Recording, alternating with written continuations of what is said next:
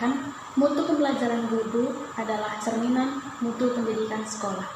Nah, pepatah ini menjelaskan bahwa mutu pembelajaran atau penjelasan dari seorang guru menentukan seberapa besar kualitas dari mutu pendidikan sekolah tersebut. Oleh karena itu, sebelum kita masuk materi kita, izinkan saya memperkenalkan diri. Perkenalkan, nama saya Bella Serlinita Ginting, NPM 1805030128. Materi yang akan saya jelaskan pada hari ini yaitu mengenai manajemen kelas. Yang pertama, konsep dasar manajemen kelas. Seperti yang kita ketahui bahwa sekolah itu berperan sebagai lembaga pendidikan yang mengembangkan potensi ataupun bakat siswa. Nah, untuk dapat menjalankan perannya tersebut, maka sekolah membutuhkan tenaga ahli dalam bidang mengajar, yaitu guru. Dalam kegiatan pembelajaran ataupun bimbingan berlangsung, tentunya siswa sangat diharapkan untuk memperhatikan dan terikat terhadap kelas dan guru. Nah, melalui dengan apa? Yaitu mendengarkan guru, melaksanakan instruksi guru, menjelaskan ataupun menyelesaikan tugas-tugas tepat waktu dan sebagainya. Nah, untuk itu perlu adanya pengorganisasian kelas yang memadai. Dalam hal ini, pengorganisasian ini disebut dengan manajemen ataupun pengelolaan kelas. Manajemen kelas merupakan proses perencanaan, pengorganisasian, penggerakan, dan pengawasan kegiatan pembelajaran guru dengan segenap sumber daya untuk mencapai tujuan pembelajaran. Nah, itu merupakan definisi dari manajemen ataupun pengelolaan kelas. Nah, tujuan manajemen yang pertama yaitu mewujudkan situasi dan kondisi kelas sebagai lingkungan belajar. Yang kedua, menghilangkan berbagai hambatan yang dapat menghalangi terwujudnya interaksi dalam proses pembelajaran. Nah, yang ketiga, menyediakan dan mengatur fasilitas belajar yang mendukung siswa belajar sesuai kondisinya. Nah, yang keempat, yaitu membimbing dan membina siswa sesuai dengan latar belakang individualnya. Nah, yang kedua yaitu prinsip-prinsip dalam manajemen ataupun pengelolaan kelas. Yang pertama itu prinsip kehangatan dan antusiasme. Nah, di sini kehangatan maksudnya sesuatu yang bersifat implisit, yaitu semangat daripada siswa sendiri untuk mengikuti proses pembelajaran yang akan berlangsung pada hari itu. Nah, jadi guru berperan untuk memanajemen, mengelola kelas, bagaimana supaya meningkatkan semangat dari siswa untuk belajar, untuk mengikuti proses pembelajaran dengan baik. Dengan cara dari gurunya, yaitu dari gerak wajah guru. Jangan sampai guru ketika masuk ke dalam kelas itu menunjukkan wajah yang kaku, yang terkesan banyak masalah. Nah, itu akan mempengaruhi daripada semangat ataupun antusias daripada siswa sendiri untuk mengikuti proses pembelajaran. Nah, oleh karena itu, seorang guru yang akan mengadakan ataupun memimpin, yang mengelola suatu proses pembelajaran harus menciptakan kehangatan dan antusiasme daripada siswa. Yang kedua, yaitu tantangan. Nah, bagaimana guru membuat ataupun berusaha menciptakan tantangan kepada siswa, kepada anak didik yang menstimulus ataupun menantang siswa, menstimulus motivasinya, kreativitasnya, dan menciptakan yaitu student center. Jangan berpusat pada guru, jangan hanya guru yang menjelaskan terus-menerus begitu. Nah, selanjutnya yaitu bervariasi. Bervariasi itu artinya tidak monoton, berganti-ganti, mulai dari strategi, metode, setting kelas, bahan ajar, media, dan pola interaksi. Nah, strategi misalnya, jangan hanya guru, ada banyak strategi pembelajaran yang dapat digunakan ataupun dipilih oleh seorang guru. Nah, itu bisa divariasikan dengan model dan bahan ajar yang lain misalnya. Dan setting kelas misalnya dalam diskusi kelompok supaya siswa ataupun situasi kondisi belajar yang menumbuhkan motivasi meskipun siswa. Mungkin guru bisa mengubahkan berbentuk lingkaran, pola berbentuk setting kelas berbentuk lingkaran. Nah, supaya kelas itu setiap harinya itu kelas itu terasa tidak membosankan, bervariasi. Yang keempat itu iklim keluasan. Nah, ini berhubungan dengan iklim belajar dan kondisi kelas yang dinamis. Nah, guru yang responsif. Nah, artinya guru harus cepat tanggap, guru harus memperhatikan betul muridnya satu persatu. Nah, misalnya ada siswa yang bertanya, nah itu harus ditanggapi, harus diberikan solusi sebaik mungkin.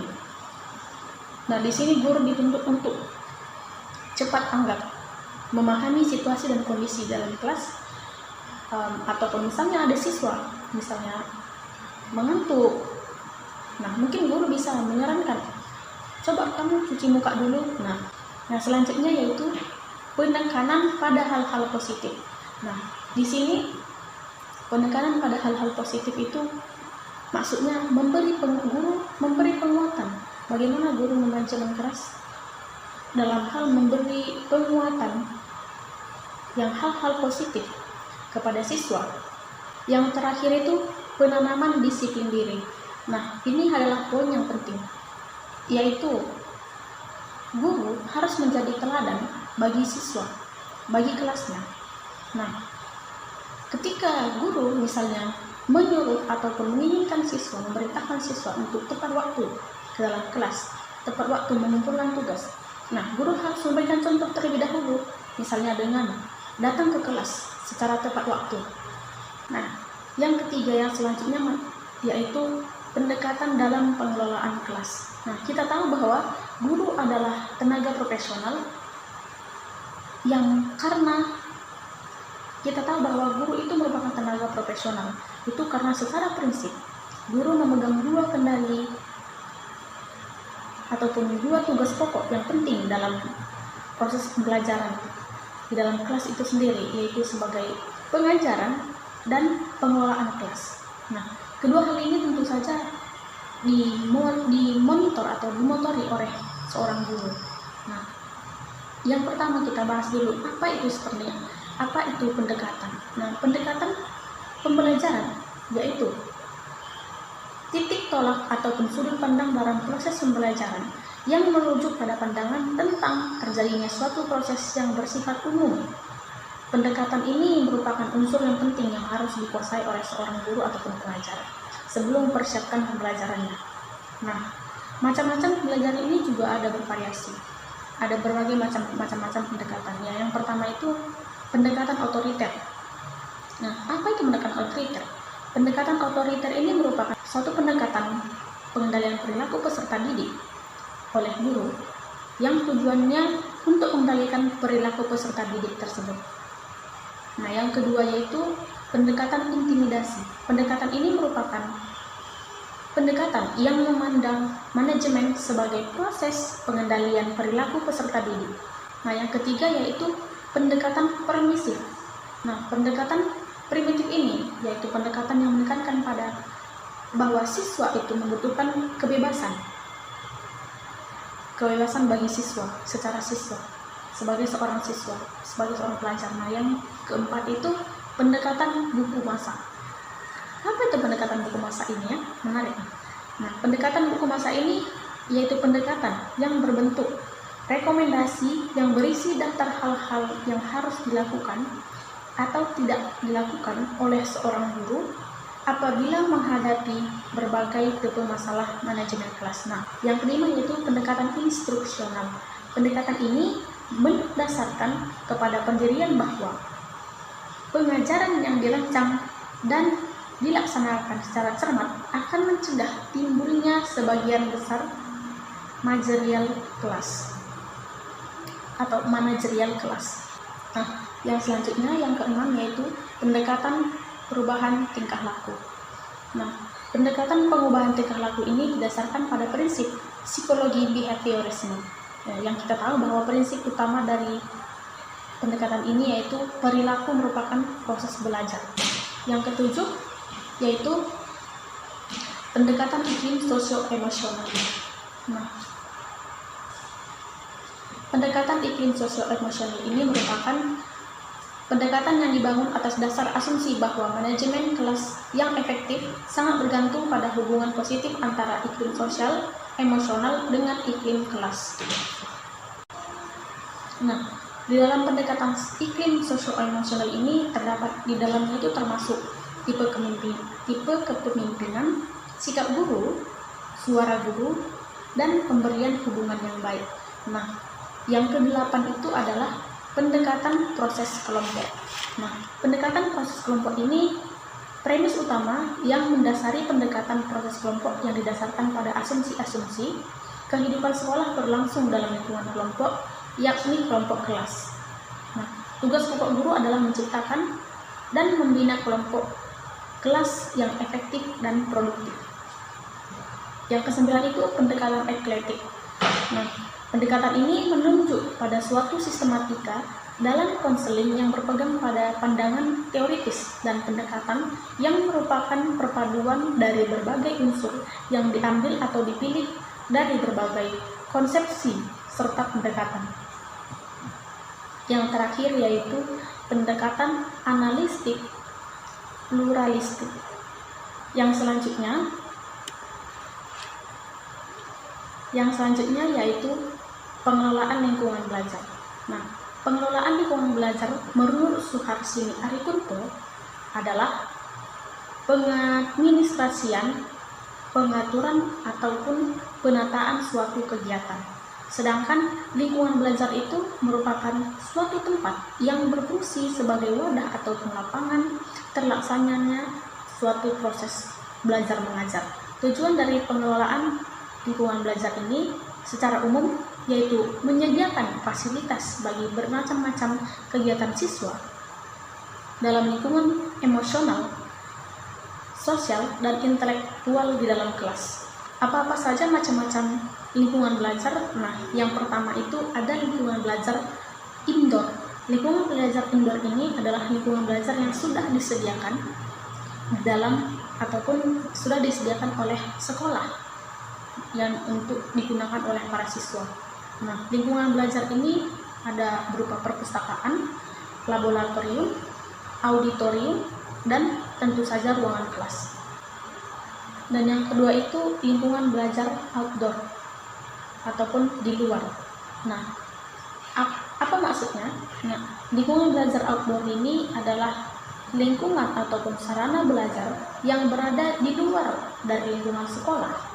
Artinya, lingkungan belajar ini tidak diciptakan oleh ataupun untuk keperluan proses belajar mengajar secara khusus, tetapi bisa digunakan ataupun dapat digunakan untuk proses belajar mengajar, untuk keperluan proses belajar mengajarnya. Misalnya itu seperti museum, masjid, monumen, lapangan, prasasti misalnya, dan masih banyak sebagainya. Ada hal-hal yang perlu diperhatikan dalam proses pengelolaan lingkungan belajar ini. Nah, apa-apa sajakah hal-hal tersebut? Nah, yang pertama itu ada memahami sifat yang dimiliki siswa. Yang kedua itu memahami perkembangan kecerdasan siswa. Nah, yang ketiga itu mengenal siswa secara perorangan. Yang keempat itu adalah memanfaatkan perilaku siswa dalam pengorganisasian belajar. Yang kelima, mengembangkan kemampuan berpikir kritis, kreatif, dan kemampuan memecahkan masalah siswa. Yang keenam, mengembangkan ruang kelas sebagai lingkungan yang baik. Artinya bahwa guru itu harus kreatif, memvariasikan setting kelas sesuai dengan yang kita bahas sebelumnya tadi. Nah, yang ketujuh itu memanfaatkan lingkungan sebagai sumber belajar. Nah, selanjutnya itu memberikan umpan balik yang baik untuk meningkatkan kegiatan belajar mengajar. Nah, tentu saja. Nah, yang ke-9 itu membedakan antara aktif fisik dan aktif mental. Yang terakhir itu pengelolaan kelas. Nah, tentu saja ini adalah hal-hal yang harus diperhatikan oleh seorang guru dalam melakukan pengelolaan lingkungan belajar baik indoor maupun outdoor. Nah, sekian materi yang dapat saya bagikan, yang saya paparkan kepada kita semuanya. Semoga bermanfaat bagi kita semuanya. Terima kasih, salam sehat, sampai jumpa.